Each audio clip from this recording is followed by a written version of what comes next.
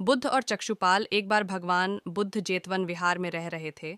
भिक्षु चक्षुपाल भगवान से मिलने के लिए आए थे। उनके आगमन के साथ उनकी दिनचर्या, व्यवहार और गुणों की चर्चा भी हुई। भिक्षु चक्षुपाल अंधे थे। एक दिन विहार के कुछ भिक्षुओं ने कुछ मरे हुए कीड़ों को चक्षुपाल की कुटी के बाहर पाया और उन्होंने चक्षुपाल की निंदा करनी शुरू कर दी कि उन्होंने इन जीवित प्राणियों की हत्या की।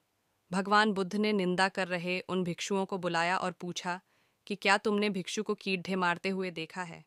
उन्होंने उत्तर दिया, नहीं।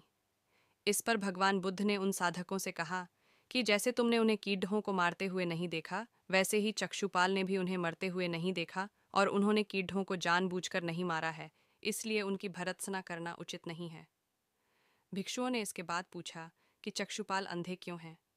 उन्होंने इस जन्म में अथवा पिछले जन्म में क्या पाप किए?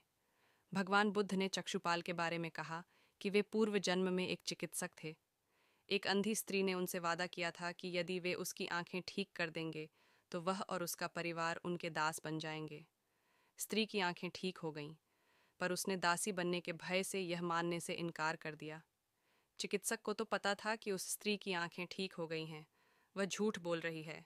उसे सबक सिखाने के लिए या बदला लेने के लिए चक्षुपाल ने दूसरी दवा दी। उस दवा से महिला फिर अंधी हो गई। वह कितना ही रोई पीटी, लेकिन चक्षुपाल जरा भी नहीं पसीजा। इस पाप के फलस्वरूप अगले जन्म में चिकित्सक को अंधा बनना पड़ा।